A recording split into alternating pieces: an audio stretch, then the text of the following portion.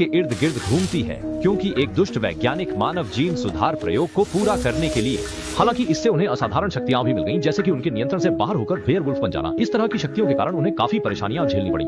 इसलिए उनका दिल चाहता है कि किसी दिन वे फिर से सामान्य इंसान बन सके। उनके जीन का संशोधन करने वाले वैज्ञानिक का नाम मैग है। इतने वर्षों से प्रयोग की उपप्रभावों को नियंत्रित करने के लिए मैग ने उनके लिए खास तौर पर उपरोक्ताम तैयार की। प्रभावी दवा। कई वर्षों से वे इस दवा पर निर्भर रहे हैं ताकि सामान्य जीवन जी सकें। लेकिन इस दिन उन्होंने अचानक पाया कि उनकी दवा खत्म होने वाली है और उन्हें मैग द्वारा भेजी गई नई दवा नहीं मिली है। धीरे धीरे दवा के बिना उनकी अलौकिक शक्तियां शुरू काबू से बाहर होने लगी। छोटे एक जैविक प्रशिक्षु छात्रा है जो आज एक प्रसिद्ध विश्वविद्यालय के साक्षात्कार में भाग ले रही थी। 2 मुख्य परीक्षकों के सवाल जवाब के सामने वह बहुत ही घबराई हुई थी। उसका प्रदर्शन बहुत अच्छा नहीं था और मुख्य परीक्षक भी उसे अनमने ढंग से जवाब दे रहे थे। इस समय छोटा ए के शरीर से अचानक एक गंध फैल गई। 2 मुख्य परीक्षकों ने जब इस गंध को सूंघा तो अचानक उनके रवैये में बदलाव आ गया और वे छोटे ए से अत्यधिक चिढ़ने लगे। यहाँ तक कि दोनों ने कुछ करीबी हाव भाव दिखाने लगे।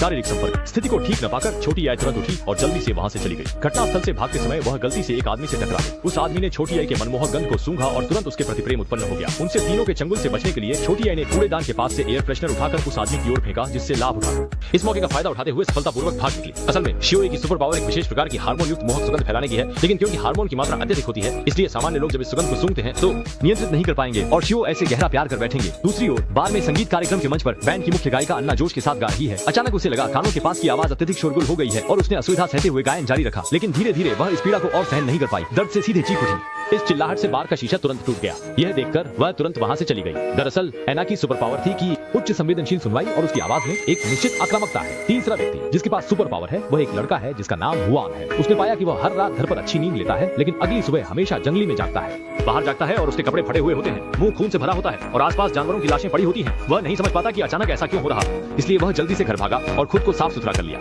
जब उसने निगरानी फुटेज देखी तो वह चौंक गया। असल में वह खरगोश किसी जानवर द्वारा नहीं मारा गया था, बल्कि खुद से। असल में उसकी महाशक्ति ये थी कि वह अनजाने में भेड़िया बनने के लिए इन जीन उत्परिवर्तन से उत्पन्न होने वाले दुष्प्रभावों को हल करने के लिए वे तीनों मैग को खोजने के लिए प्रयोगशाला गए ताकि वे इलाज ले सकें। लेकिन उन्हें जो उम्मीद नहीं थी वह घटना